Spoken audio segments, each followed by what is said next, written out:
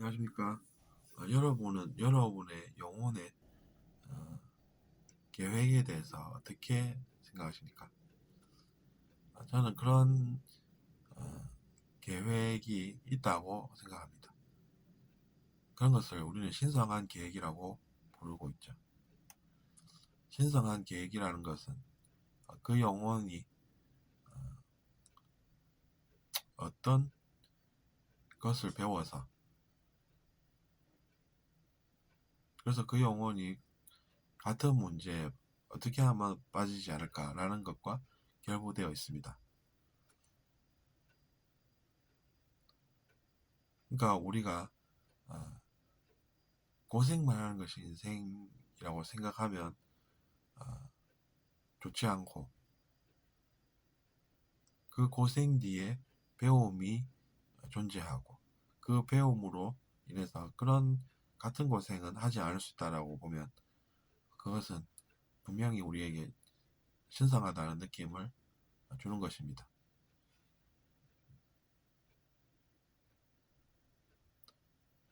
그렇기 때문에 우리는 좌절하고 내면이 어두운 그런 영혼들의 문제에 희망이 생기게끔 기여할 수 있습니다. 그런 것들을 잘 알고 있다면 말이죠.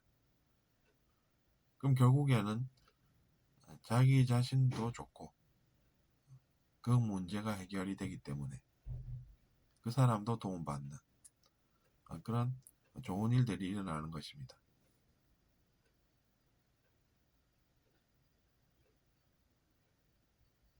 근데 이제 사람들이 의식 수준이 똑같을 수는 없지 않습니까?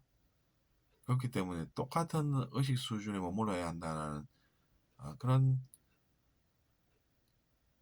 착각은 우리가 조심해야 하겠죠. 그것이 평등이다라고 주장하면서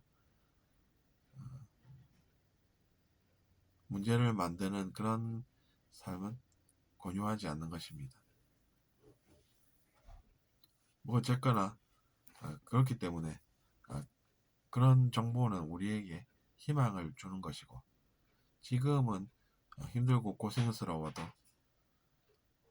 그 영혼도 잘 이끌 수 있다면 좋은 것들을 배워서 또 잘 살 수 있게 된다는 것입니다. 그렇기 때문에 우리는 그 현재의 고생을 잘 이겨내는 것이 필요한 것이지, 그 고생을 같이 슬퍼한다고 문제가 해결되는 것까지는 아닌 것입니다.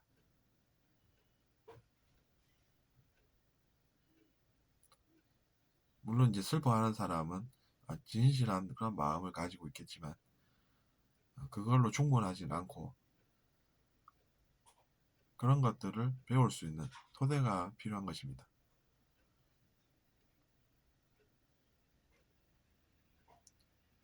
실패는 어떤 모습인 줄 아십니까?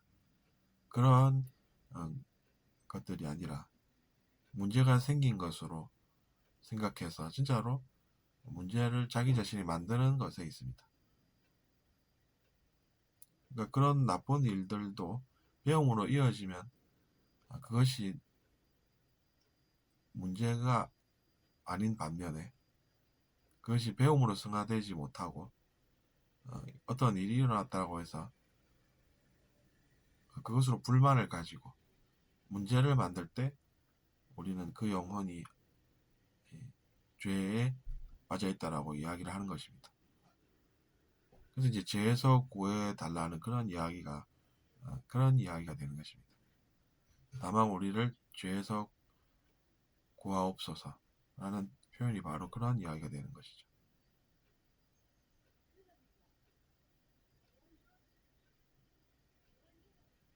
그러므로 이제 현자는 나쁜 일을 오히려 이용을 잘해서 산다라는 그런 이야기도 있는 것입니다. 우리가 반작용이 없는 세상에 살고 있습니까? 그렇지는 않습니다. 작용과 반작용의 법칙을 배워보면 알 수 있죠. 어떤 물건이 앞으로 나아가려면 반작용도 있어야 하는 것입니다. 하지만 그렇다고 해서 그 반작용 때문에 우리가 허무하고 실패하는 인생을 사는 것이 아니라 앞으로 나아갈 수가 있다는 것입니다.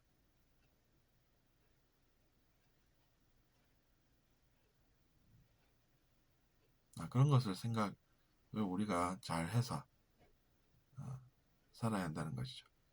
작용과 반작용의 법칙은 물리적인 그런 법칙이기도 하지만 내면에서도 똑같이 적용이 된다는 것이죠.